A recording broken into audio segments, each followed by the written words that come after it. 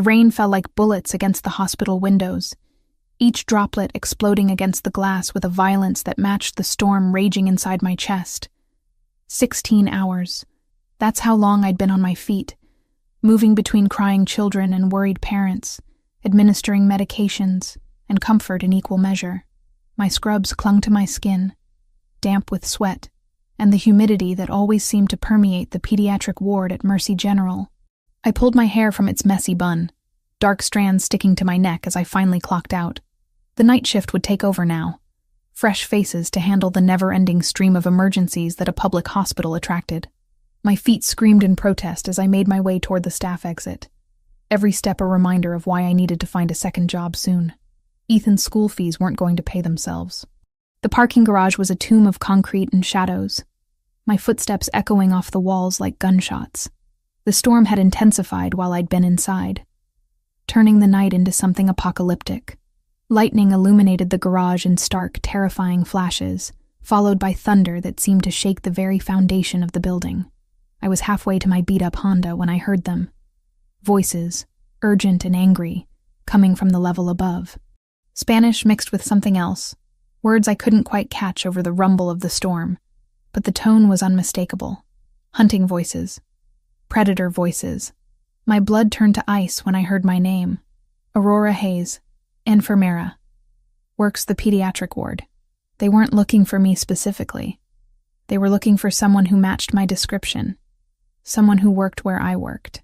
But in this light, in this storm, with my dark hair plastered to my head and my hospital ID still clipped to my chest, I was close enough. I ducked behind a concrete pillar, pressing my back against the cold surface. My phone was dead, had been for the last 3 hours of my shift. The landlines were floors away. Might as well have been on another planet. I was alone, trapped, with nowhere to run except deeper into the garage.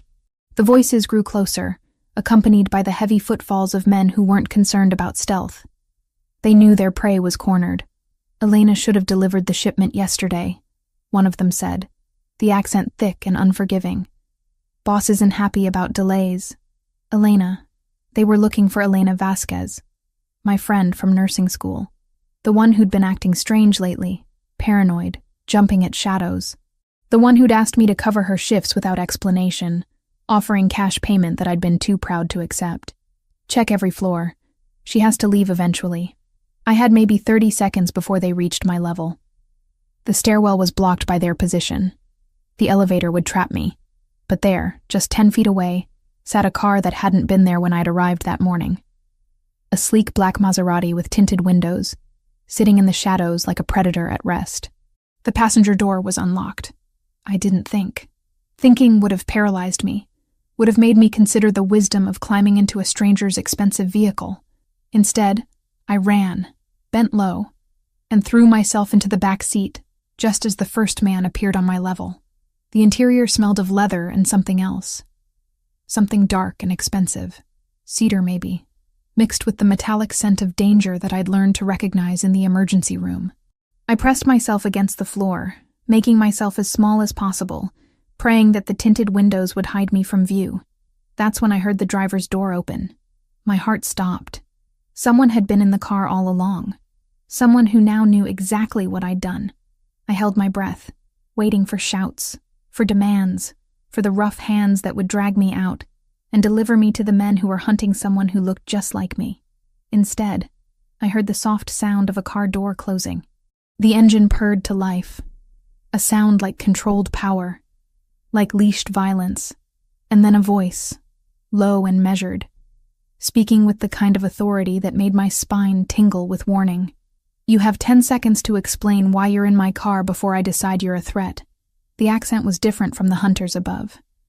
Italian, maybe, wrapped around words that held the promise of violence. I raised my head slowly, meeting eyes in the rearview mirror that were so dark they seemed to absorb light. Even in the dim garage, I could see the sharp planes of his face, the strong jaw, the kind of cold beauty that warned of danger. Please, I whispered, my voice barely audible over the storm. There are men looking for me. I think they want to hurt me. He studied me in the mirror, those dark eyes calculating, measuring. I could feel him taking in my hospital scrubs, my exhausted face, the terror that I couldn't quite hide. What men? I don't know. They mentioned Elena Vasquez, but I think they confused me with her. Please. I just need somewhere to hide until they're gone. Above us, footsteps echoed through the concrete structure. Voices called out, growing frustrated. The man in the driver's seat glanced up, then back at me, his expression unreadable. Stay down. Two men appeared at the far end of the level, flashlights cutting through the darkness. They moved systematically, checking between cars, looking for their target. When their beams swept over our vehicle, I pressed myself deeper into the leather seats, certain they would see me. But the tinted windows held their secrets. After what felt like hours but was probably only minutes, the men moved on to the next level. Their voices faded, swallowed by the storm and distance. The man in front of me waited another full minute before speaking again. They're gone. I sat up slowly, my muscles protesting after being cramped in the small space. Thank you. I can go now. I just need to get to my car. He turned in his seat to face me fully, and I got my first clear look at him. Tall, even sitting down, with dark hair swept back from a face that belonged in Renaissance paintings. Handsome, in the way that dangerous men were handsome. Beautiful and terrible at once. A small scar marked his chin, and when he smiled, it didn't reach his eyes. I don't think so. The simple statement sent ice through my veins. What do you mean? He gestured toward the windshield, where two black SUVs had appeared, blocking the garage exits. Those men aren't looking for Elena Vasquez.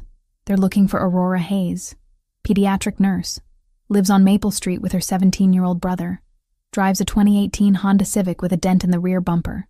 My breath caught in my throat. How do you know that?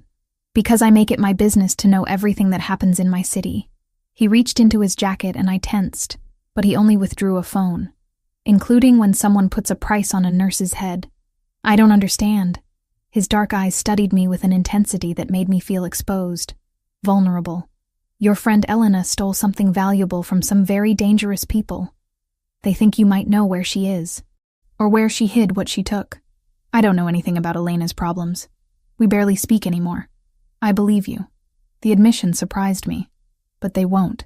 And now that you've been seen with me, you're in more danger than you know. Seen with you?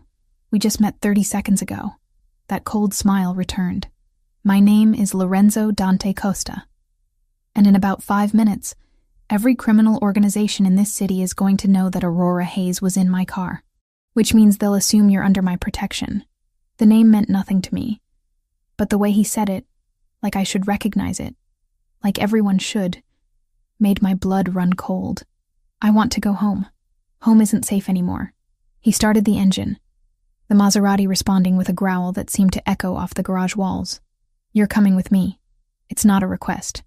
I reached for the door handle, but it didn't budge. Child locks, or something more sophisticated. I was trapped in a car with a stranger whose name apparently carried weight in circles I didn't want to know existed. This is kidnapping. This is survival.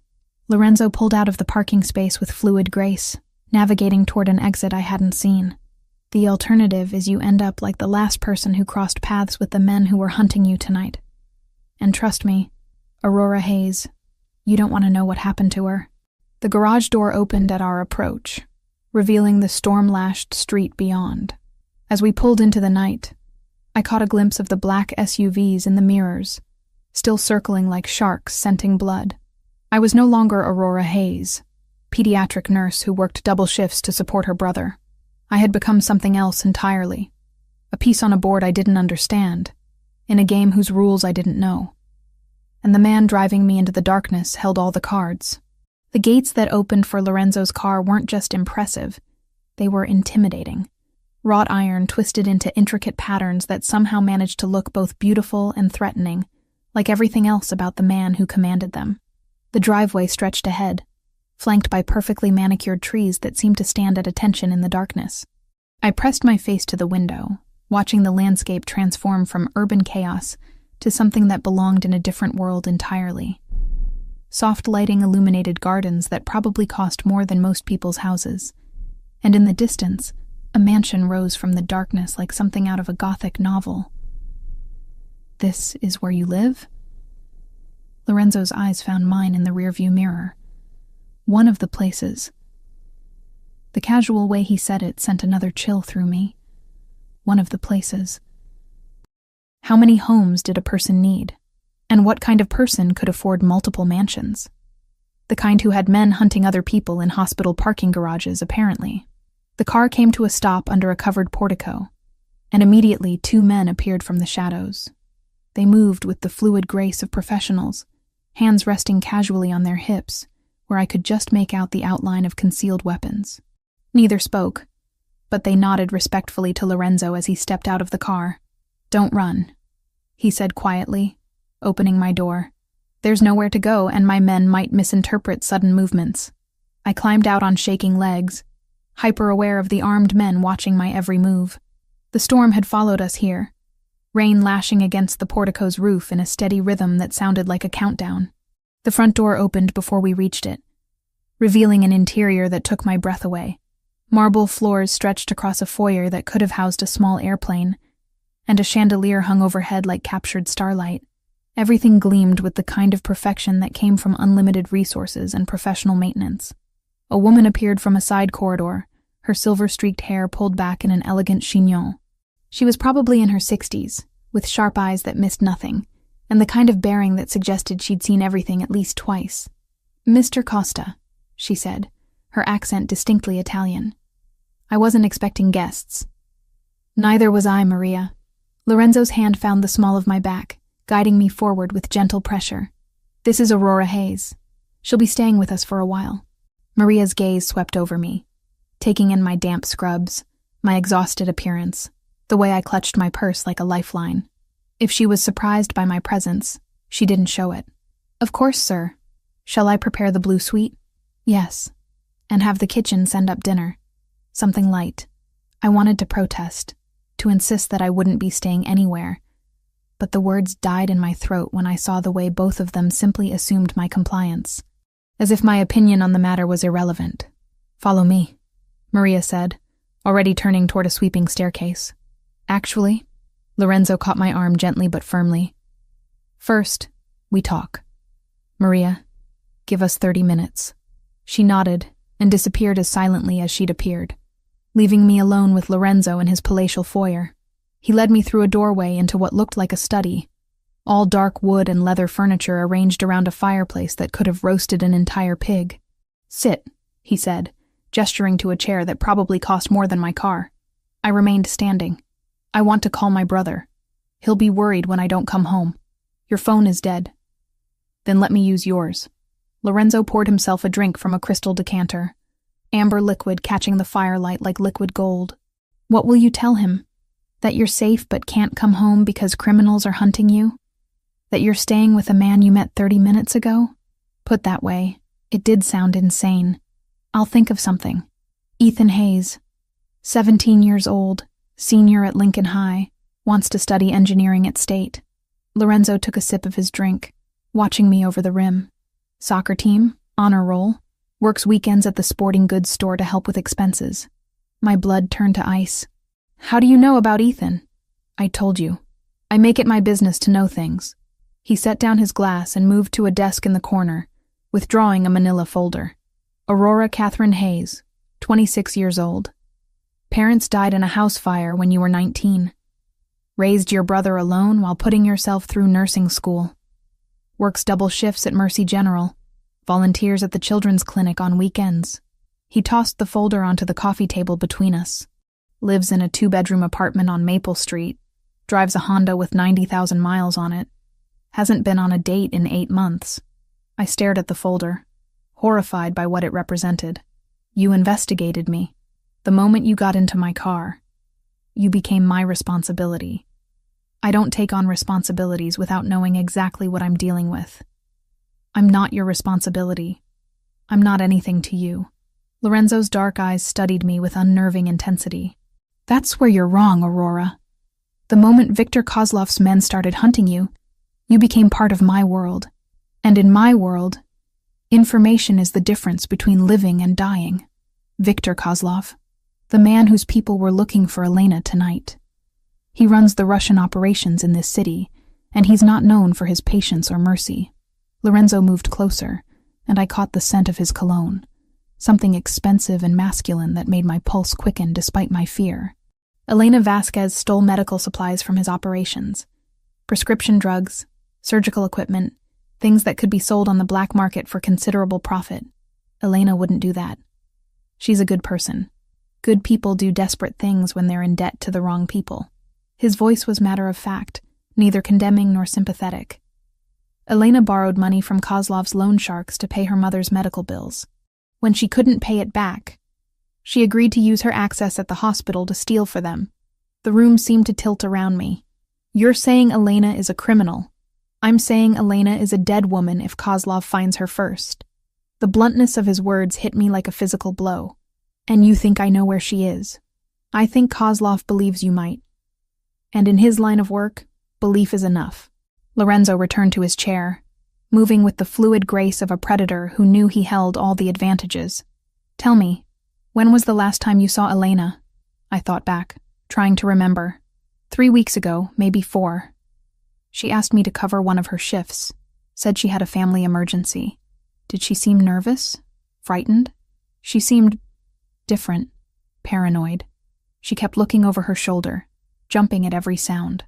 The memory was clearer now. Elena's wide eyes and shaking hands. I asked if she was okay, but she said everything was fine. Everything was not fine. Lorenzo leaned forward, elbows on his knees. 3 days ago, Elena missed a scheduled delivery to Kozlov's people. Yesterday, she disappeared from her apartment, leaving behind everything except the merchandise she was supposed to deliver. What kind of merchandise? The kind that Kozlov paid for in advance. The kind that he'll kill to recover. I sank into the chair, my legs suddenly unable to support me. This is insane. I'm a pediatric nurse. I take care of sick children. I don't know anything about criminals or stolen merchandise or any of this, but Kozlov doesn't know that. Lorenzo's voice was gentle now, almost sympathetic. All he knows is that Elena Vasquez had your work schedule, your shift patterns, your personal information. He thinks you were her partner. That's ridiculous. Is it? You covered her shifts. You had access to the same supplies she was stealing. You matched the physical description his people have been given. Lorenzo stood and moved to a window overlooking the dark grounds. From his perspective, you're either Elena's accomplice or you know where she's hiding. I pressed my hands to my face, trying to process the nightmare my life had become in the span of a few hours. So what happens now? Do you turn me over to him? Lorenzo was silent for so long that I looked up to find him watching me with an expression I couldn't read. The Costa family and the Kozlov organization have a complicated relationship. Sometimes we're allies, sometimes we're competitors. Always we respect each other's territory. That doesn't answer my question. No, he said quietly. I don't turn you over to him. Relief flooded through me, followed immediately by suspicion. Why? Because Viktor Kozlov is a blunt instrument who solves problems with violence. He'll torture you for information you don't have, then kill you when you can't provide it. Lorenzo's jaw tightened. I prefer more elegant solutions, such as, you stay here, under my protection, until we locate Elena and recover what she stole. Once Kozlov has his merchandise back, his interest in you disappears. It sounded reasonable, logical even. But there was something in Lorenzo's tone, something in the way his dark eyes lingered on me, that suggested his motives weren't entirely altruistic. And if Elena is already dead, then we find the merchandise anyway. He moved back to the desk, pressing a button that summoned Maria almost instantly. Show Miss Hayes to her room. Make sure she has everything she needs. I stood on unsteady legs. How long will this take? Lorenzo's smile was sharp as a blade. As long as necessary. You're under my protection now, Aurora Hayes, whether you want to be or not. The blue suite was larger than my entire apartment, with floor-to-ceiling windows that offered a view of manicured gardens disappearing into the darkness. Rain still lashed against the glass. But here, 3 stories up and surrounded by luxury I'd never imagined, the storm felt distant and manageable. I stood in the center of the room, still wearing my damp scrubs, trying to process the surreal turn my life had taken. 12 hours ago, My biggest worry had been whether I could pick up an extra shift to help pay for Ethan's college applications. Now I was a prisoner in a mansion, protected by a man who spoke of violence and territory as casually as other people discussed the weather. A soft knock interrupted my spiraling thoughts. Maria entered carrying a silver tray, laden with covered dishes that smelled like heaven. "Mr. Costa thought you might be hungry," she said, setting the tray on a small table near the windows. "There are clothes in the wardrobe, all in your size." I stared at her. How does he know my size? Maria's expression gave nothing away. "Mr. Costa is very thorough." The understatement of the century. I lifted one of the silver covers, revealing pasta in a cream sauce that made my stomach growl despite my circumstances. When had I last eaten? Before my shift started, probably. A granola bar scarfed down between patients. "Maria," I called as she reached the door. "How long have you worked for him?" She paused, considering her words carefully. 15 years. Since before his father died. What kind of man is he? For the first time, her composed mask slipped slightly. The kind who protects what's his. "Eat, Miss Hayes. You'll need your strength." After she left, I explored the wardrobe she'd mentioned. Inside hung clothes that still had tags, all in my exact size, all in colors that would complement my complexion. Jeans, sweaters, dresses, even lingerie that made me blush. Everything perfectly chosen, as if someone had studied not just my measurements, but my preferences. The thought made my skin crawl. I forced myself to eat the pasta, partly because I was starving, and partly because I suspected I'd need energy for whatever came next. The food was incredible, the kind of meal I'd only experienced at expensive restaurants on the rare occasions I could afford them. When I'd finished, exhaustion hit me like a wave. The shower was larger than most bathrooms, with water pressure that felt like heaven against my aching muscles. I found silk pajamas laid out on the bed, probably worth more than I made in a month. Sleep should have been impossible. I was in a stranger's house, surrounded by armed men, with criminals hunting me through the city. But my body had reached its limit. I fell into the plush bed and was unconscious within minutes. I woke to sunlight streaming through the windows and the sound of voices drifting up from the gardens below. For a moment, I forgot where I was. Then reality crashed down like cold water. A knock at the door announced Maria's arrival with coffee and what looked like a breakfast fit for royalty. Fresh fruit, pastries that belonged in a bakery window, eggs prepared with herbs I couldn't identify. "Mr. Costa requests your presence in his study at 10, Maria informed me. "He has information about your friend, Elena." I'd almost forgotten why I was here in my fear and confusion. Almost forgotten that somewhere out there, my former classmate was running for her life. I dressed in jeans and a cashmere sweater that felt like a cloud against my skin, then made my way downstairs through corridors lined with artwork that belonged in museums. The study looked different in daylight, less ominous, but somehow more impressive. Lorenzo stood behind his desk, phone pressed to his ear, speaking rapid Italian to someone who was clearly receiving orders rather than giving them. He ended the call when he saw me and gestured to the same chair I'd occupied the night before. "You slept well?" "Well enough." I settled into the leather chair, hyper-aware of how he watched my every movement.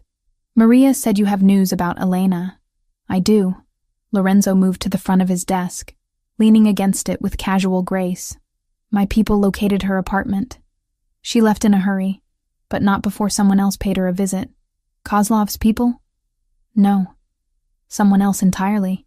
He picked up a photograph from his desk, studying it before passing it to me. "Someone who was looking for the same thing Kozlov wants." The photograph showed Elena's apartment in shambles. Furniture overturned, drawers pulled out, papers scattered across the floor. It looked like a tornado had swept through the small space.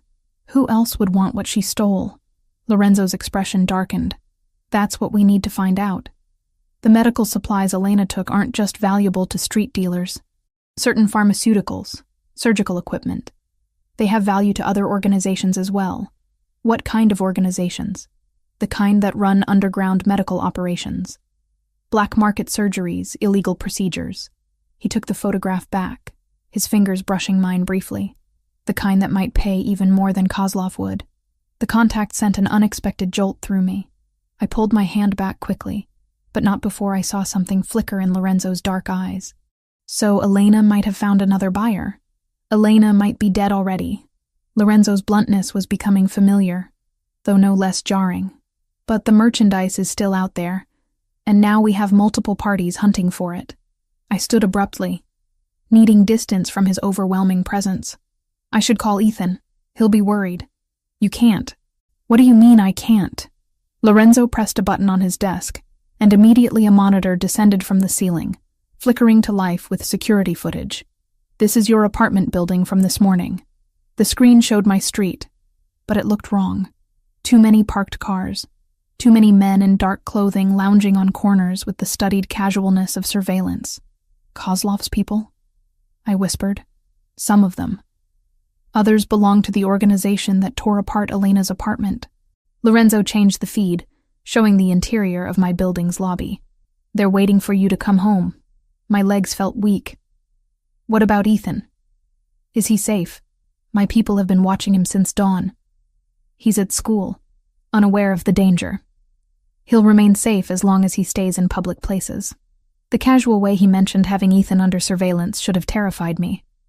Instead, I felt a strange sense of relief. Whatever else Lorenzo was, he seemed to keep his promises about protection. How long can this last? I can't stay here forever. You can stay here as long as necessary. Lorenzo moved closer, and I caught the scent of his cologne again, that intoxicating mixture of cedar and danger. Unless you'd prefer to take your chances with Kozlov. That's not a real choice. No, it's not. His dark eyes held mine, and I felt something shift in the air between us. But there are compensations to staying under my protection, such as safety, comfort, the resources of the Costa family at your disposal. He reached out, his fingers barely brushing my cheek, and my personal attention. I should have stepped back, should have slapped his hand away, reminded him that I was there under duress, not by choice. Instead, I found myself leaning into his touch, my skin tingling where he made contact. This is insane, I breathed. Yes, it is. Lorenzo's voice had dropped to something barely above a whisper. I've never brought a woman to this house, never offered protection to someone who wasn't family. Then why me? His thumb traced my jawline with exquisite gentleness. Because when I saw you in that car, terrified but still fighting, something inside me recognized something inside you. Before I could ask what he meant, his phone rang, shattering the moment.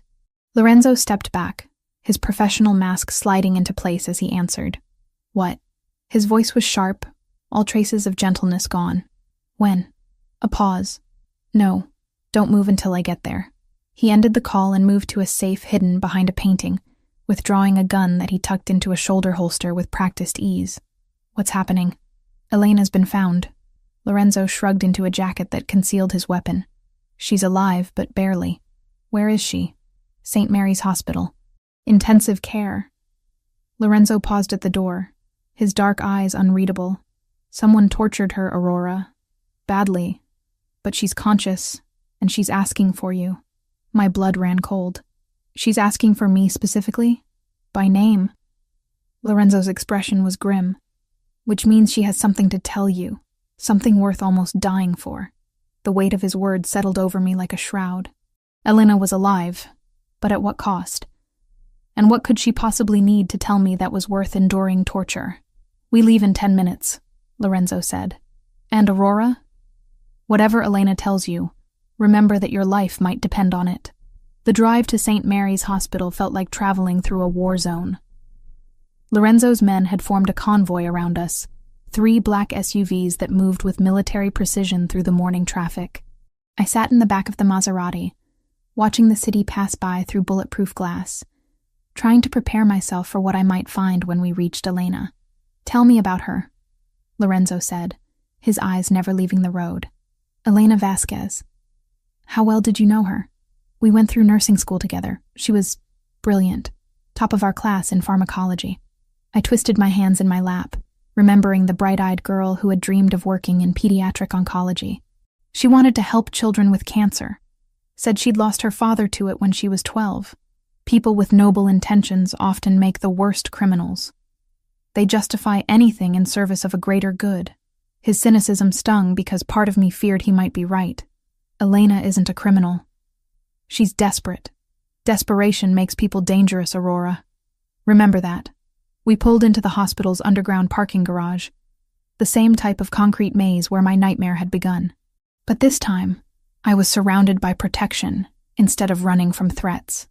Lorenzo's men positioned themselves at strategic points while he escorted me to a private elevator. "How do you have access to all this?" I asked as we rose toward the ICU. The Costa family has interests in many legitimate businesses, including healthcare. Lorenzo's smile was sharp. "It's amazing what you can accomplish when you own the right shares in the right companies."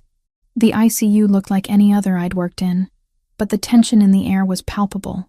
Doctors and nurses moved with the heightened alertness of people who knew something dangerous was happening in their hospital. Several men in suits stood at various points throughout the unit, trying to look like concerned relatives but fooling no one. "Yours or theirs?" I whispered, nodding toward the obvious security. "Both. Kozlov wants to know what Elena tells us just as badly as we do." A doctor approached, middle-aged with tired eyes behind wire-rimmed glasses. "Mr. Costa? I'm Dr. Richards. The patient is stable but critical. She's been asking for Aurora Hayes specifically." "That's me," I said, stepping forward. Dr. Richards looked between Lorenzo and me, clearly uncomfortable with the situation. "She's been heavily sedated for the pain, but she's lucid. Whatever happened to her, she fought hard to stay alive." He led us to a private room at the end of the corridor. Through the window, I could see a figure so battered and broken that I almost didn't recognize her as Elena. Bandages covered most of her visible skin, and machines beeped steadily around her bed. 5 minutes, Dr. Richards said, "and I need to ask that you keep your voices down." Lorenzo placed his hand on my shoulder. A gesture that should have felt possessive, but somehow felt comforting instead. "I'll wait outside." The room smelled of antiseptic and suffering. Elena's eyes were closed when I entered, but they opened at the sound of my footsteps. When she saw me, tears began streaming down her bruised cheeks. "Aurora."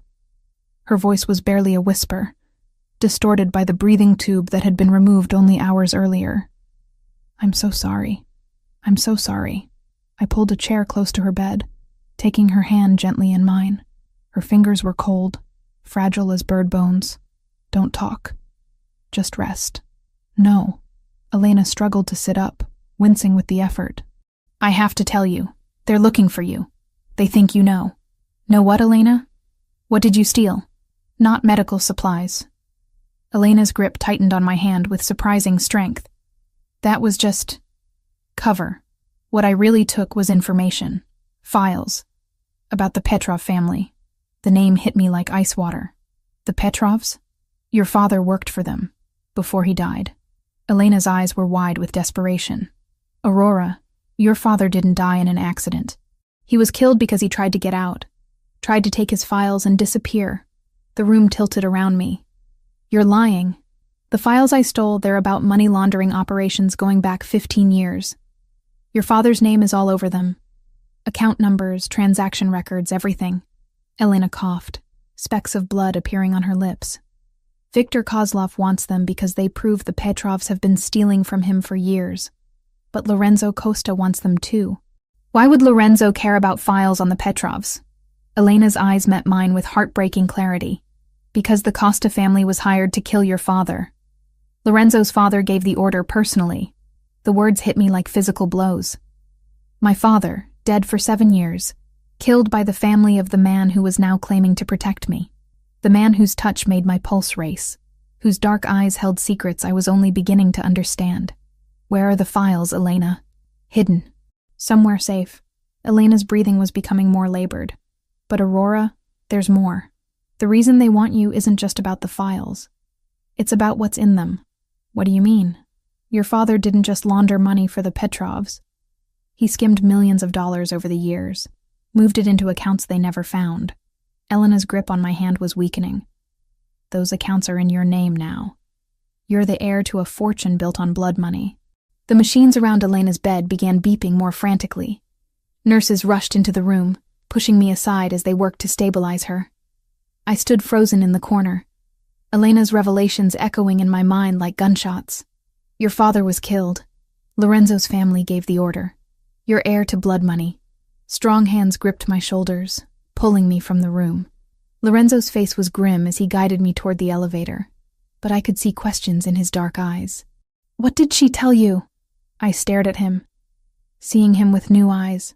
Not the dangerous but protective man who had saved me from Viktor Kozlov's hunters, but the son of the man who had ordered my father's execution. She told me enough. The elevator doors closed, sealing us in the small space together. Lorenzo studied my face with that unnerving intensity of his, and I knew he could see that everything had changed. Aurora, whatever Elena said, you need to understand that the past is complicated. There are things you don't know, circumstances that... Did your family kill my father? The question hung between us like a blade. Lorenzo's jaw tightened, and for a moment, I saw past his carefully constructed mask to something raw and almost vulnerable beneath. Yes, the simple admission shattered something inside me. I pressed myself against the elevator wall, as far from him as the small space allowed. And you knew, when you investigated me, when you brought me to your house, you knew exactly who I was. Aurora. You knew my father worked for the Petrovs. You knew he was killed. You knew I was connected to all this. And you let me believe it was just bad luck that got me involved. The elevator opened on the parking level, but neither of us moved. Lorenzo's dark eyes were fixed on mine, and I could see the calculation behind them, the weighing of options and outcomes that seemed to drive every decision he made. I knew some of it, he said finally, but not all. Not about the files Elena stole, or the accounts, or the real reason Kozlov wants you dead. The real reason? He doesn't just think you know where Elena hid the Petrov files. He thinks you have access to the money your father stole. Lorenzo stepped closer, and I caught the familiar scent of his cologne, now tinged with something darker. $47 million, Aurora. That's what your father accumulated over the years. That's what's sitting in accounts with your name on them. The number was so large it seemed abstract, meaningless. I don't want it. It doesn't matter what you want. Kozlov believes you have it, which means he'll never stop hunting you. Lorenzo's hand found my face, his thumb tracing my cheekbone with the same gentleness he'd shown that morning. The only way you survive this is with my protection. I pulled away from his touch, the gesture feeling like betrayal now instead of comfort. Protection from the son of the man who killed my father. Protection from everyone else who wants you dead. Lorenzo's voice was steel wrapped in silk. Yes, my family killed your father. Yes, I knew who you were before I brought you home. But Aurora, I'm the only thing standing between you and a war that will destroy everything you care about. The truth of his words settled over me like a weight. Outside this elevator, Kozlov's men were hunting me. The Petrovs wanted their stolen files back. And somewhere in the city, $47 million sat in accounts that painted a target on my back the size of a skyscraper. I need time to think. Time is the one thing we don't have. Lorenzo's phone buzzed with an incoming call. He glanced at it, his expression darkening further. Elena just died. And Dr. Richards is telling anyone who'll listen that she was conscious long enough to talk to you. The elevator suddenly felt like a trap. Meaning everyone knows you have information now. Whatever Elena told you, whatever secrets she shared, you're no longer just a person of interest. Lorenzo's dark eyes met mine with grim certainty. You're the key to everything. And that makes you the most dangerous woman in the city. The ride back to the mansion passed in suffocating silence. I stared out the bulletproof windows at a city that had become foreign to me in the span of 48 hours. Every shadow potentially hiding someone who wanted me dead. The revelation about my father's murder sat like poison in my chest, burning through everything I thought I knew about my life. Lorenzo kept glancing at me in the rearview mirror, his dark eyes unreadable. I could feel him calculating, weighing options, probably deciding whether I was still useful or had become too dangerous to keep alive. The man who had touched my face with such gentleness was gone, replaced by the cold strategist who could order deaths without blinking. When we reached the estate, I didn't wait for him to open my door. I was out of the car and striding toward the mansion before his men could form their protective circle around us. I heard his footsteps behind me, quick quick and purposeful, but I didn't turn around.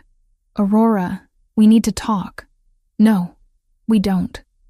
I pushed through the front doors, Maria appearing instantly as if she'd been watching for our return.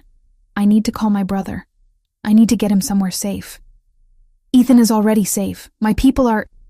I whirled around to face him, fury overriding my fear. Your people?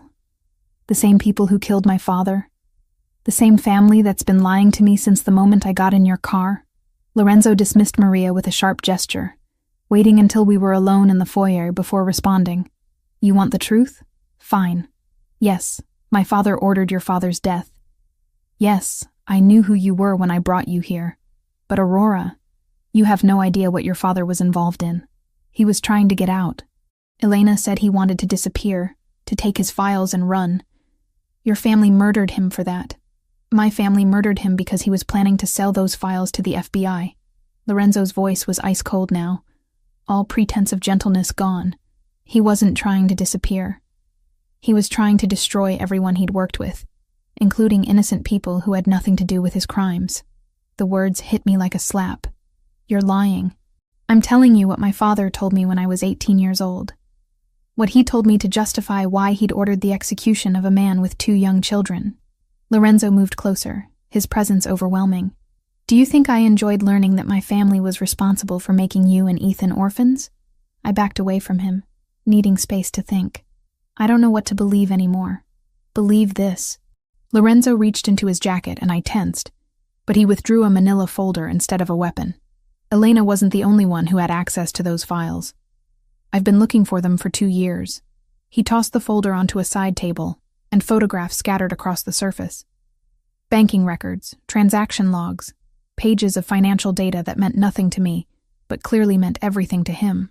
Your father didn't just launder money, Aurora.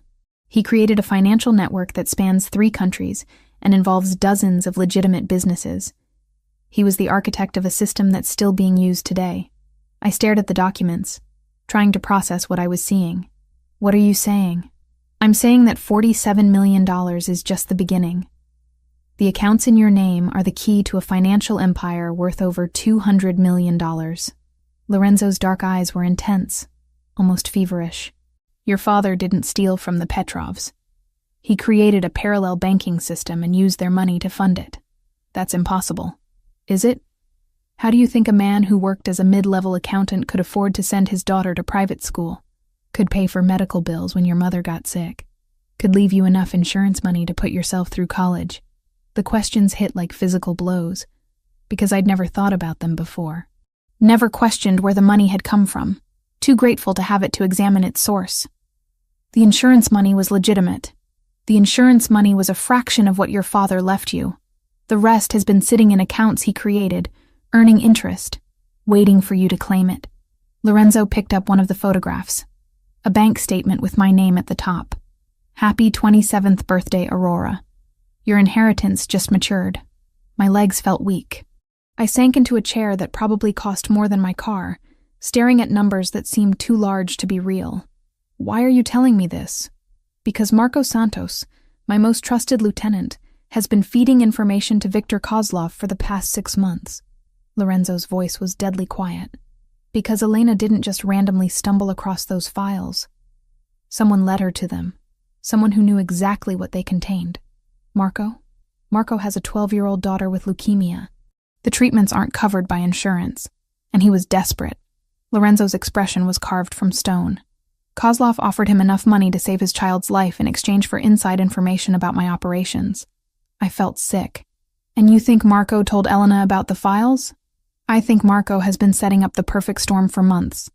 Elena steals the files, making it look like a random crime. Kozlov gets the evidence he needs to destroy the Petrovs. And I get blamed for letting it happen under my nose. What about me? Where do I fit in? Lorenzo's smile was sharp as a blade. You, my dear Aurora, are the wild card nobody expected. Marco couldn't have known that Elena would involve you. Couldn't have predicted that you'd end up under my protection. His dark eyes met mine, and he definitely couldn't have predicted that I'd want to keep you here. The admission hung between us like a challenge. I stood abruptly, needing to move, to think. to escape the suffocating weight of revelations that kept reshaping everything I thought I knew. I need some air. Aurora, I need some air. I repeated the words with as much authority as I could muster. Alone. Lorenzo studied me for a long moment, and I could see him weighing the risks of letting me out of his sight. Finally, he nodded toward the French doors that led to the gardens. The grounds are secure. My men are positioned throughout the perimeter. But don't go beyond the rose garden. I walked outside into afternoon sunlight that felt like a mockery of the darkness swirling in my chest. The gardens were beautiful, perfectly manicured expanses of green, broken by strategically placed flowers that probably cost more to maintain than most people's salaries. I followed a stone path toward what looked like a gazebo, needing somewhere private to process everything I'd learned.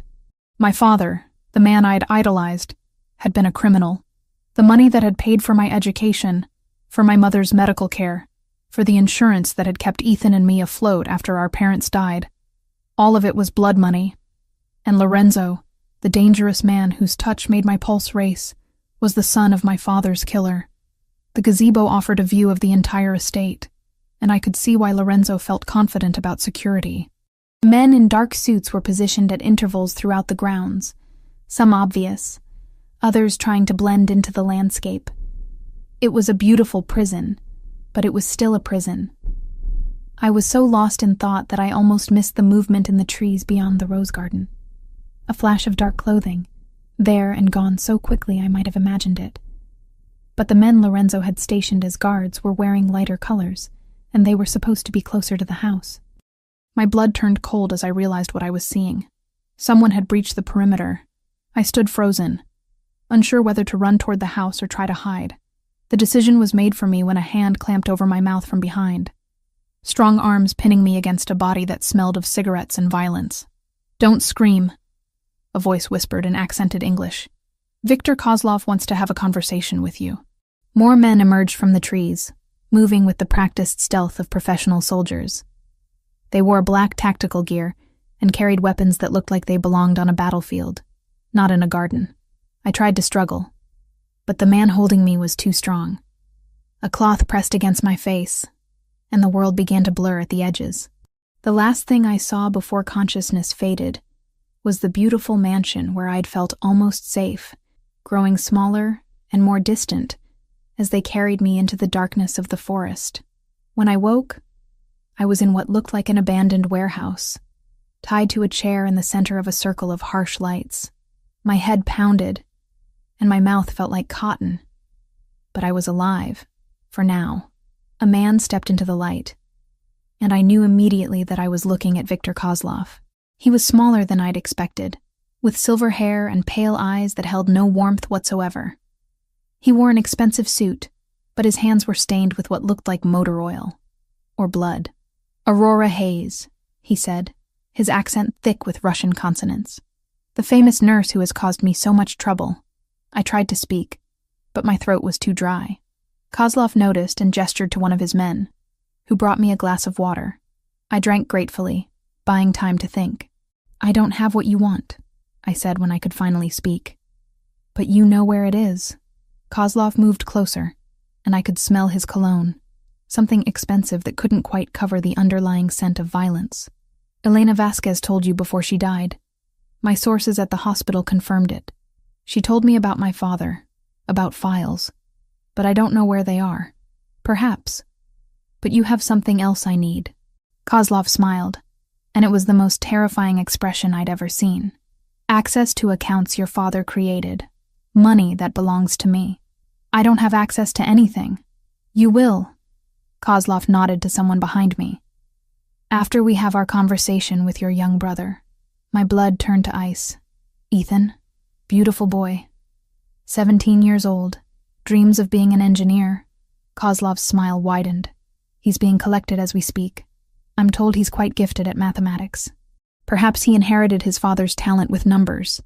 If you hurt him..." "I won't hurt him if you cooperate."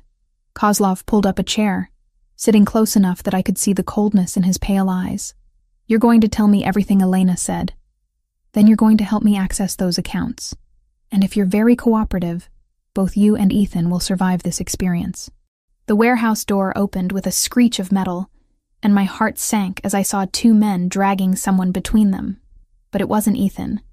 It was Marco Santos, bloodied and beaten, his expensive suit torn and dirty.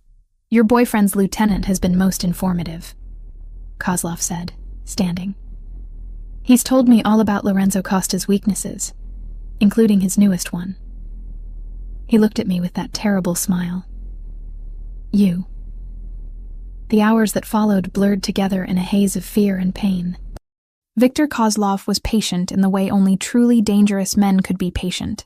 He didn't torture me, not physically. Instead, he showed me photographs of Ethan walking to school, sitting in classes, completely unaware that his life hung by a thread. "Your brother is very studious," Kozlov observed, flipping through images that made my blood run cold.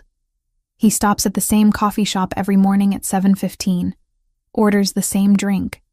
Very predictable habits." "Please," I whispered, the words scraping against my throat. "He's just a kid. He doesn't know anything about any of this." "But you do." Kozlov set the photographs aside and leaned back in his chair. "Elena Vasquez told you something before she died. Something important enough. That Lorenzo Costa's people have been tearing the city apart looking for you." Marco Santos hung from chains in the corner, barely conscious. Every few minutes, Kozlov's men would splash water on his face to keep him awake, ensuring he could witness what was happening, what would happen to me if I didn't cooperate. "I told you everything Elena said. About the files. About my father. About the money in accounts I can't even access." "Ah, but that's not entirely true, is it?" Kozlov smiled, and I felt ice form in my veins. "Marco here has been most informative about Lorenzo's recent activities. Did you know that your lover has been moving substantial sums of money in the past 2 days?" I stared at Kozlov, not understanding. "What do you mean?" "I mean that Lorenzo Costa has gained access to your father's financial network. Those accounts you claim you can't reach. He's been draining them systematically since the night he brought you to his home." The words hit me like physical blows. "That's impossible." "Is it? How do you think he knew so much about your father's operations?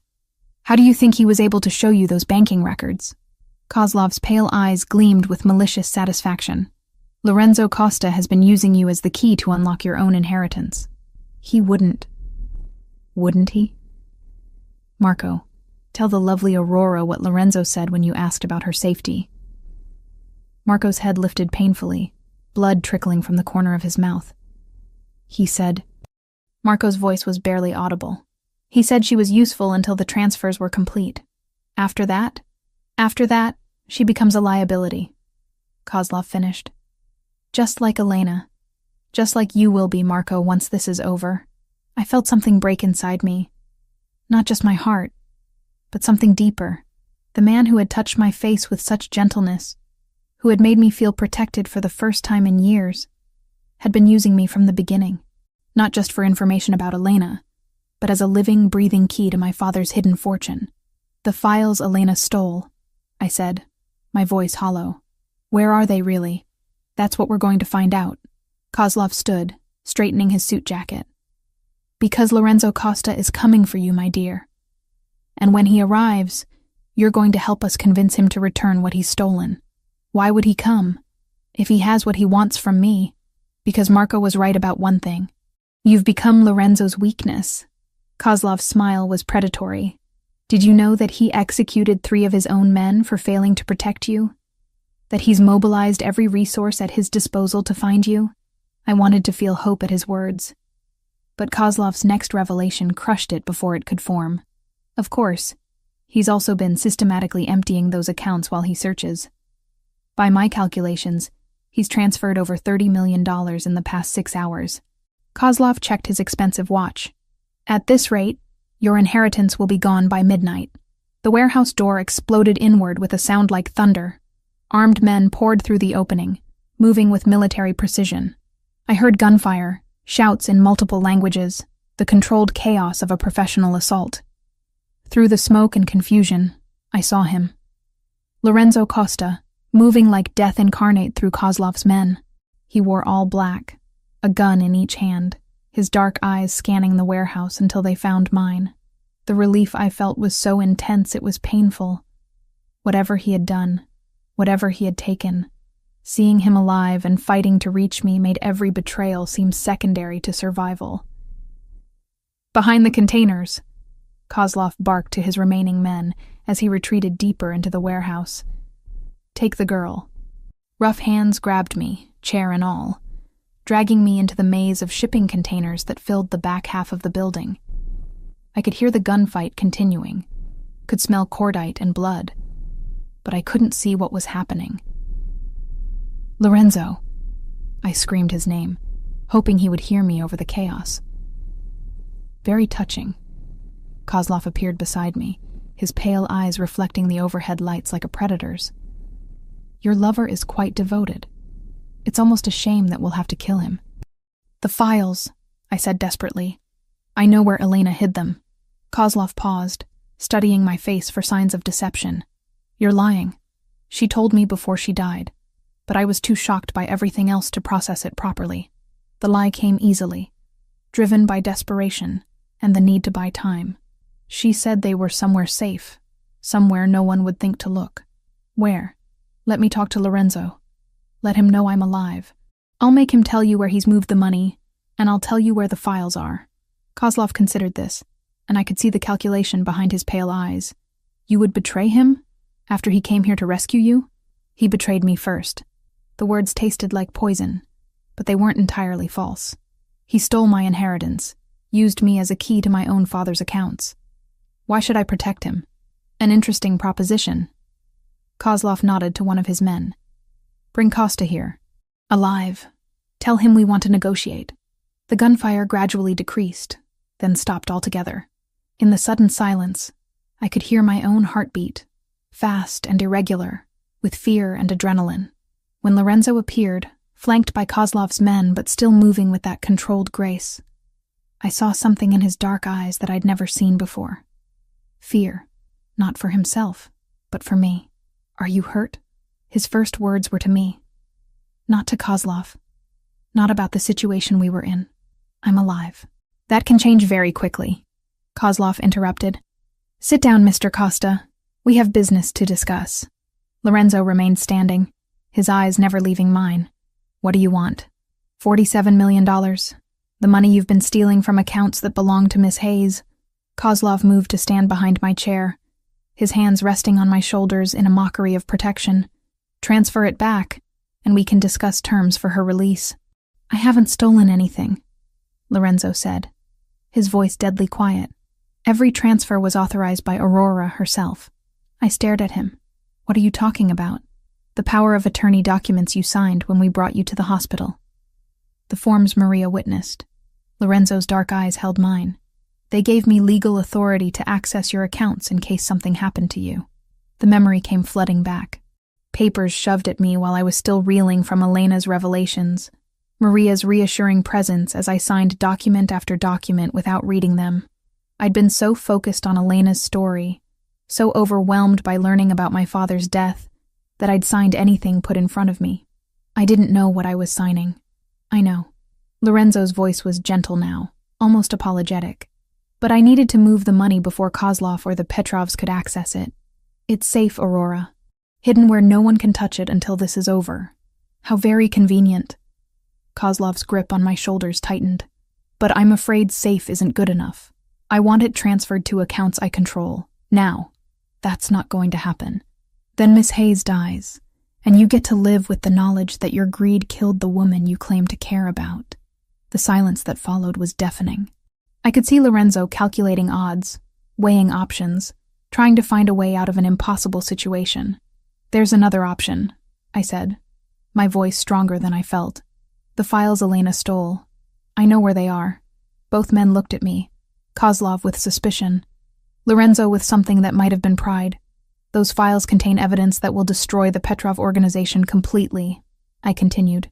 "Bank records, transaction logs, everything you need to eliminate your biggest rivals. Surely that's worth more than money. Where are they?" I met Lorenzo's eyes, hoping he would understand what I was really saying. "Elena told me she hid them somewhere no one would think to look. Somewhere safe." Lorenzo's expression didn't change, but I saw the slight nod that told me he understood. "The hospital," he said quietly. "She hid them at Mercy General." Kozlov's hands left my shoulders as he moved to face Lorenzo directly. "You're certain? It's the only place that makes sense. Elena had access. She knew the building. And who would think to look for stolen criminal files in a pediatric ward? Then we're going to take a field trip," Kozlov decided. "All of us. Together." As Kozlov's men began preparing to move us, I caught Lorenzo's eye one more time. In that look, I saw a promise. Whatever happened next, whatever the cost, he would find a way to end this, even if it meant destroying us both in the process. The convoy that pulled up to Mercy General looked like a presidential motorcade, if presidents traveled with enough firepower to level city blocks. 3 black SUVs formed the core, with Lorenzo's men interspersed among Kozlov's forces in an uneasy alliance built on mutual greed and suspicion. I sat between Lorenzo and Kozlov in the middle vehicle, my hands zip-tied but otherwise unrestrained. The hospital where I'd worked for 3 years rose before us in the darkness, its windows glowing like beacons in the night. It looked different now.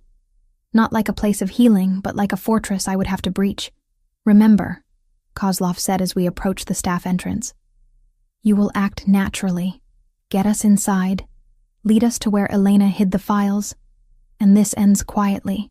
"And if the files aren't where I think they are?" I asked.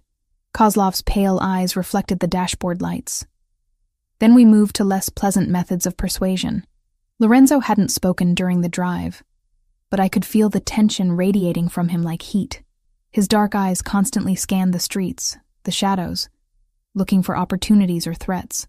When he finally looked at me, I saw something that made my pulse quicken.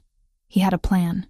The staff entrance was guarded by a single security officer, an older man named Jim, who'd been working nights at Mercy General since before I started. He looked up in surprise when he saw me approaching with a group of men in expensive suits. "Aurora, what are you doing here so late?" "Emergency case," I said, hoping my voice sounded steadier than I felt. "Dr. Martinez called me in to assist with a pediatric trauma." Jim nodded, already reaching for his keycard. "Rough night in the ER. Go ahead up." I felt a moment of guilt for involving an innocent man in whatever was about to happen, but Kozlov's hand on my back reminded me that I didn't have a choice. The elevator ride to the pediatric ward was silent, except for the mechanical hum of the machinery. When the doors opened, I was hit by the familiar smell of antiseptic and the soft sounds of a hospital at night. It should have been comforting, but instead, it felt like entering a battlefield. "Where?" Kozlov asked quietly. I led them down the corridor toward the supply closets at the far end of the ward. It was the most logical place for Elena to have hidden something, a location she would have had legitimate access to without arousing suspicion. But as we walked, I noticed something that made my blood run cold. The ward was too empty, too quiet, even for a night shift. Where were the nurses who should have been making rounds? The residents who practically lived in this place? Lorenzo noticed it too. His hand moved almost imperceptibly toward his concealed weapon, and I saw him catch the eye of one of his men, some silent communication passing between them. We reached the supply closet, and I used my keycard to open it. The small room was exactly as I remembered it, lined with shelves of medical supplies, linens, and equipment. If Elena had hidden files here, they weren't immediately obvious. "Start looking," Kozlov ordered his men. "Check every box, every shelf." As the Russians began their search, I moved closer to Lorenzo. "Something's wrong," I whispered. "I know." His response was barely audible. "The hospital's been evacuated. This is a setup." Before I could ask what he meant, the lights went out. Emergency lighting kicked in immediately, bathing everything in an eerie red glow. In that hellish illumination, I saw Kozlov's men reaching for their weapons just as the real battle began. The attack came from multiple directions at once. Windows exploded inward as men in tactical gear rappelled down the side of the building. The stairwell doors burst open, disgorging more armed figures. The elevator dinged cheerfully as it opened to reveal a team that looked like they belonged on a battlefield, not in a hospital. "Down!" Lorenzo's hand found my shoulder, pushing me to the floor as gunfire erupted around us. The pediatric ward became a war zone in seconds. Kozlov's men tried to establish defensive positions behind gurneys and equipment carts, but they were outnumbered and outgunned. The attacking force moved with precision that spoke of military training and superior intelligence about the building's layout. "Who are they?" I shouted over the chaos. "Petrov's people," Lorenzo answered, emptying his pistol into a group of attackers trying to flank us. "The third party in this little war. Of course. The Petrov family, the ones my father had supposedly stolen from, the ones whose files Elena had really taken. They wanted their property back, and they didn't care who they had to kill to get it." Kozlov was screaming orders in Russian, but his voice was nearly drowned out by the sound of automatic weapons fire. One of his men went down, then another, their blood pooling on the sterile hospital floor. "We need to move," Lorenzo said, reloading with practiced efficiency. "This position is indefensible. Where can we go?" "The surgery wing. Better cover, multiple exit routes." Lorenzo's dark eyes met mine in the red emergency lighting. "Can you run?" I nodded, though my legs felt like jelly. Lorenzo cut my zip tie restraints with a tactical knife that appeared in his hand like magic, then grabbed my wrist. "Stay close. Don't stop for anything." We broke from cover together, Lorenzo's men forming a protective circle around us as we ran through corridors that had once been familiar and safe. Behind us, I could hear Kozlov shouting, his voice getting fainter as we left him and his remaining men to face the Petrov assault alone. The surgical wing was darker, quieter, but no safer. As we reached the main operating theater, Lorenzo suddenly stopped, holding up a hand for silence. "Motion sensors," he whispered. "They know we're here." The doors at the far end of the corridor opened, and a figure stepped out of the shadows. I recognized him from photographs Lorenzo had shown me. Dmitry Petrov, heir to the family empire, a man known for his cruelty even by the standards of organized crime. He was younger than I'd expected, maybe 35, with the kind of aristocratic features that belonged in a boardroom rather than a gunfight. But his eyes held the cold calculation of a predator, and the men flanking him carried weapons that could turn the surgical suite into an abattoir. "Lorenzo Costa," Dmitry said, his accent cultured, educated. "You've led us quite a chase." "Dmitry." Lorenzo stepped slightly in front of me, a gesture that was both protective and possessive. "I wasn't expecting a family reunion. You have something that belongs to us. Files that were stolen from our operations." Dmitry's gaze shifted to me, and I felt like prey being evaluated by a hunter. "And you have the woman whose father cost us so much money. Her father is dead. Has been for 7 years. Yes. Killed by your father on our contract." Dmitry smiled, and it was the most terrifying expression I'd ever seen. But the sins of the father, as they say. The debt passes to the children. What debt? I found my voice, though it came out smaller than I intended. $47 million in direct theft. Another $150 million in lost revenue from the financial network he dismantled. Dmitry began walking toward us, his men spreading out to prevent any escape. "Your father didn't just steal from us, Miss Hayes. He destroyed a decade of careful planning. I don't have access to that money. But Lorenzo does, don't you?" Dmitry's smile widened. "My sources tell me you've been quite busy with Miss Hayes' inheritance. Moving funds, consolidating accounts. Very thorough work. The money is safe," Lorenzo said, "beyond the reach of anyone who might want to misuse it." "Misuse it?" Dmitry laughed, the sound echoing off the surgical suite's walls. "It was our money to begin with. We're simply collecting what's owed." The standoff stretched for long seconds, two predators evaluating each other while I stood caught between them. Then Dmitry made a gesture, and his men raised their weapons. "Kill Costa. Take the woman alive. We'll need her to access the accounts." Time slowed to a crawl. I saw Lorenzo begin to move, drawing his weapon with liquid grace. I saw the muzzle flashes from Dmitry's men, bright in the darkness. I saw the look of surprise on Dmitry's face when Lorenzo's first shot took him center mass.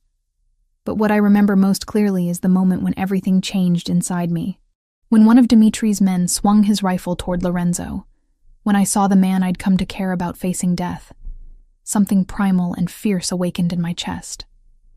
Without thinking, without hesitation, I dove for the emergency case on the surgical suite wall. The fire axe was heavier than I'd expected, but adrenaline made it feel weightless. I swung it with all the strength in my body, catching Dimitri's gunman across the back of his neck, just as he pulled the trigger. The shot went wide. The man went down and didn't get up. And I stood there, covered in blood that wasn't mine, holding a weapon I'd never imagined myself capable of using, watching Dmitri Petrov bleed out on the floor of an operating room. Lorenzo's dark eyes found mine across the carnage. In them, I saw something new, not just desire or possession, but recognition. The acknowledgement that I was no longer the frightened nurse who had hidden in his car. I was something else now. Something dangerous. Something his. "The files," I said, surprised by how steady my voice sounded. "They were never at the hospital, were they?" Lorenzo shook his head, still watching me with that intense gaze. "Elena hid them somewhere else. Somewhere only you would think to look." "Where?" "Think, Aurora. Where would a nurse hide something she wanted to keep safe? Somewhere she went every day? Somewhere she felt protected?" The answer came to me like a revelation. "My locker. She hid them in my locker at the hospital." Lorenzo's smile was sharp as a blade. The one place Kozlov and the Petrovs would never think to search. The one place that belonged completely to you. Around us, the sounds of battle were fading. Kozlov's Russians, the Petrov soldiers, Lorenzo's men, they were all dead or dying. Only we remained standing in the red emergency lighting, surrounded by the consequences of a war that had started with my father's crimes and ended with my first kill. "What happens now?" I asked. Lorenzo moved closer, stepping over Dimitri's body without a glance. When he reached me, his hands framed my face with surprising gentleness. "Now we finish this," he said. "Together." 9 months later, I stood in the nursery of our penthouse overlooking the city, watching the morning sun paint the skyline in shades of gold and amber. The room was a masterpiece of luxury and security, bulletproof windows offering a panoramic view while concealing sensors and cameras that monitored every approach to our fortress in the sky. In the crib beside me, Julia Aurora Costa slept peacefully, her tiny fist curled around my finger. She had Lorenzo's dark hair but my green eyes, and when she looked at me, I saw a future that stretched beyond the violence that had brought us together. "She's perfect," Lorenzo said from the doorway, his voice soft with wonder that still surprised me after all these months. He approached with the careful quiet of a man who had learned that the most precious things in life were also the most fragile. "She has your stubborn streak already," I replied, not taking my eyes off our daughter. "The night nurse says she refuses to sleep unless she can see the door." Lorenzo's laugh was warm, genuine. "Smart girl. Never turn your back on an entrance." It was a lesson I'd learned well in the months following the hospital massacre. The Aurora Hayes who had hidden in a stranger's car during a storm no longer existed. In her place stood someone harder, sharper, someone who could smile at a charity gala while planning the destruction of a rival family's operations. The transformation had been gradual but inexorable. Within weeks of Dmitri Petrov's death, I was attending strategy meetings in Lorenzo's study. Within months, I was running my own operations, using my medical background to establish a network of legitimate businesses that served as fronts for our expanding empire. "The Tokyo expansion is ahead of schedule," I said, shifting into the professional tone that had become second nature. "Dr. Yamamoto's surgical clinic is already showing returns, and the pharmaceutical imports are exceeding projections. And the Seoul connection? Secured." Elena's files provided exactly the leverage we needed with the Korean syndicate. I finally looked at him, seeing the pride in his dark eyes. "Your father's old contacts are proving surprisingly cooperative." The mention of his father no longer carried the weight it once had. In the months since we'd eliminated the Kozlov and Petrov threats, Lorenzo had shared more of his family's history. The violence, yes, but also the code that governed it. The protection of family above all else. The understanding that power came with responsibility. And I had proven myself worthy of both. "There's something else," Lorenzo said, moving to the window that looked out over our domain. "Intelligence suggests that the Bratva is considering a move into our territory. Let them come." The words came easily, backed by confidence earned through months of successful operations. "We have assets they don't know about, resources they can't match. Including you."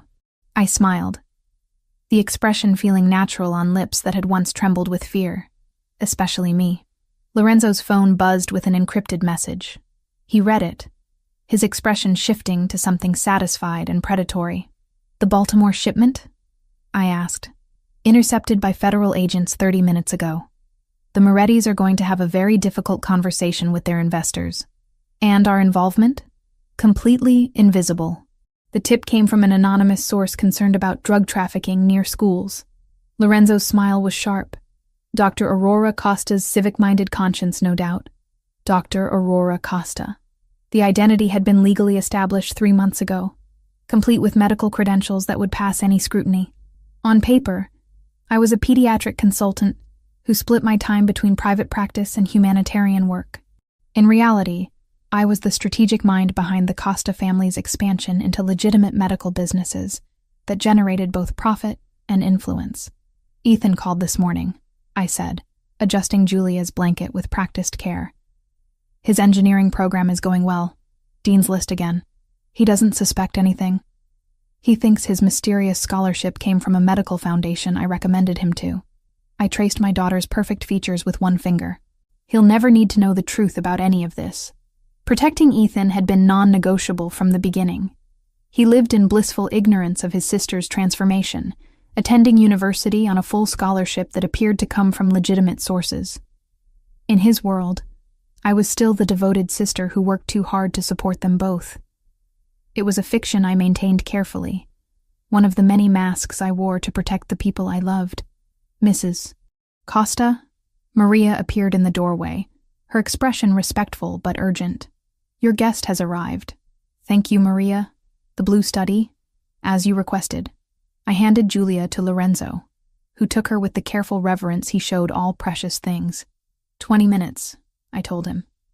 "This won't take long." The blue study was where I conducted my most delicate business. Meetings that required absolute privacy, and the kind of authority that came from sitting behind my father's recovered desk. The irony wasn't lost on me that the furniture stolen from his office after his death had been returned to his daughter, along with everything else that was rightfully mine. My guest was already seated when I entered, a nervous-looking man in his 50s, who clutched a briefcase like a lifeline. Dr. Stevens, chief administrator of Mercy General Hospital, where this had all begun.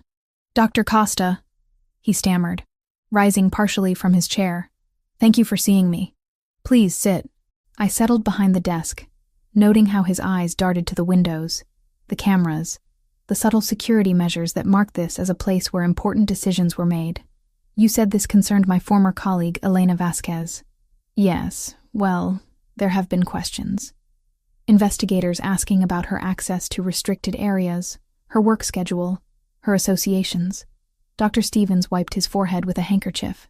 "The insurance company is threatening to deny coverage for the damages from that night unless we can provide satisfactory answers." "What kind of damages?" "The pediatric ward will need complete renovation. The surgical suite is a total loss. Nearly $2 million in repairs and equipment replacement." His voice cracked slightly. "Without insurance coverage, the hospital faces bankruptcy." I leaned back in my chair, studying him with the same intensity Lorenzo had once used on me. "And you think I can help with this problem? The Aurora Costa Foundation has been so generous with its donations. Your pediatric wing expansion, the new equipment for the NICU?" Dr. Stevens leaned forward desperately. "If there were some way to expedite the insurance process, or perhaps arrange bridge funding." "You want me to make your problems disappear?" The blunt statement hung in the air between us. Dr. Stevens's face reddened, but he nodded.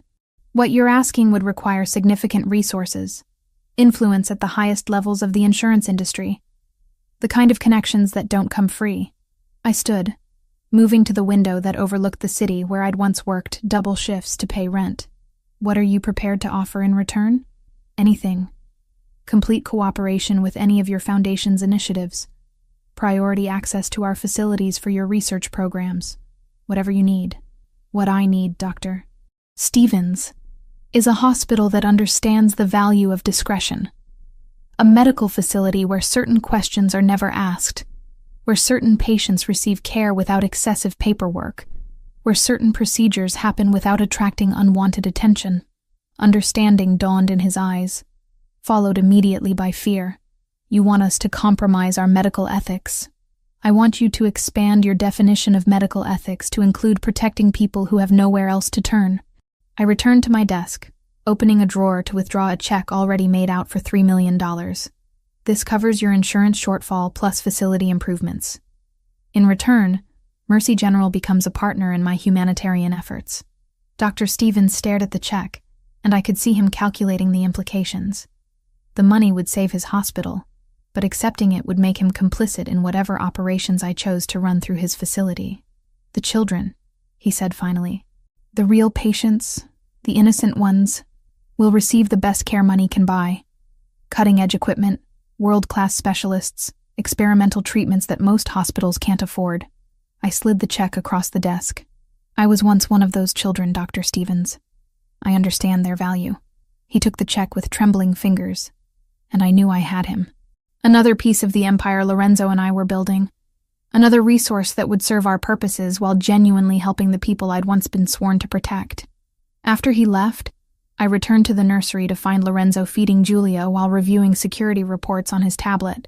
The domestic scene should have been incongruous, but I'd learned that the most dangerous predators were often the most devoted parents. Successful meeting? He asked without looking up from our daughter. Mercy General is now fully cooperative. Dr. Stevens has seen the wisdom of our approach. I settled into the chair beside him, watching our daughter's perfect trust as she fed. How long before she's old enough to understand what we do? Years yet. By then, the world will be different. Safer. Lorenzo's dark eyes met mine over Julia's head. We're building something that will outlast us, Aurora. An empire that protects its own. And if she chooses differently, if she wants a normal life, then she'll have that choice. But she'll have it from a position of strength, with resources and protection that most people can only dream of. Lorenzo's voice was soft but certain. Our daughter will never hide in anyone's car during a storm. She'll be the storm. I looked out at the city spreading below us, at the territory we controlled and the enemies we'd eliminated. Somewhere out there, other families were probably planning challenges to our authority. Other organizations weighing the cost of war against the Costa Empire. Let them come. The frightened nurse who had stumbled into this world by accident was gone. In her place stood someone who had chosen this life, who had paid its prices and reaped its rewards. I have a confession, I said, taking Lorenzo's free hand in mine. Only one? I'm pregnant again. Lorenzo went very still, his dark eyes widening with surprise and something deeper. Joy, perhaps, or the recognition that our family was becoming something unbreakable. How long have you known? 3 weeks. I wanted to be certain before I told you. I smiled, feeling the same wonder I'd experienced with Julia's pregnancy. Dr. Reeves confirmed it this morning. Another girl. Lorenzo set down his tablet and pulled me closer, careful not to disturb Julia but needing the contact. 2 daughters, he murmured against my hair. 2 reasons to make the world bend to our will. 2 queens for our empire, I corrected, if they choose to claim it. Outside, storm clouds were gathering on the horizon, dark and promising. But here in our tower, surrounded by the wealth and power we'd claimed together, I felt nothing but anticipation. The rain that had driven me to hide in Lorenzo's car had been the beginning of everything. Now we were the storm, and the world would learn to find shelter from us. Our empire stretched before us, built on blood and love in equal measure, and in my arms, the future slept peacefully, dreaming of a world that would always bend to protect her. Some stories end with redemption, others end with transformation. Ours ended with conquest.